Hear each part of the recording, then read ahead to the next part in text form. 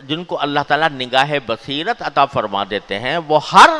منظر سے کچھ عبرت حاصل کرتے ہیں۔ میں نے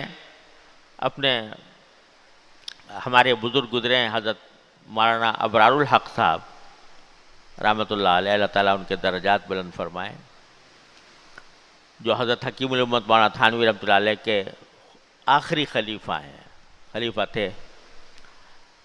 تو وہ ایک مرتبہ کہیں سفر پر جا رہے تھے،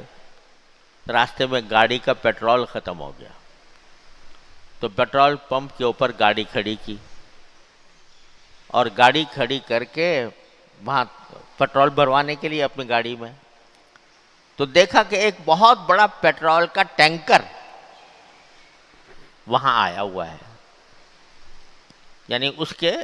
ٹینک میں پیٹرول بھرا ہوا تھا، لیکن جس ٹرک میں وہ ٹینکر رکھا تھا اس ٹرک کا پیٹرول ختم ہو گیا تھا، تو وہ بھی پیٹرول بھروانے کے لیے آیا،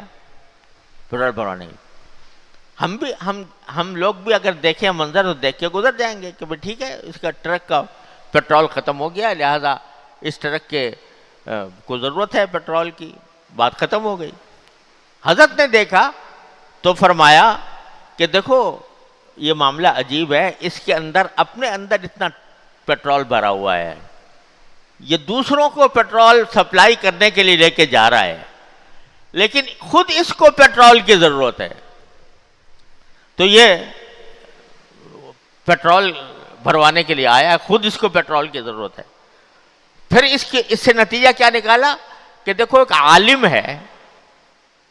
اس نے علم حاصل کر رکھا ہے اور قرآن اس نے پڑھا، حدیث اس نے پڑھی، تفسیر اس نے پڑھی، کلام اور عقائد اس نے پڑھے، سب کچھ پڑھ کر پورا ذخیرہ بن گیا، ٹینکر بن گیا، یہ علم کے پیٹرول کا ٹینکر بن گیا۔ لیکن اس کو کارآمد کرنے کے لیے، آگے چلانے کے لیے اس کو مزید پیٹرول کی ضرورت ہے۔ تو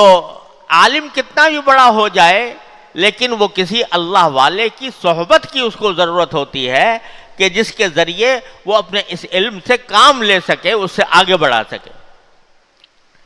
تو اب دیکھو کیا عبرت حاصل کی اس واقعے سے کہ پیٹرول کا ٹینکر کھڑا ہوا ہے، وہ پیٹرول بھروا رہا ہے، ہم بھی دیکھتے گزر جاتے، لیکن اللہ والوں کی نگاہ اس قسم کی چیزوں کی طرف جانے لگتی۔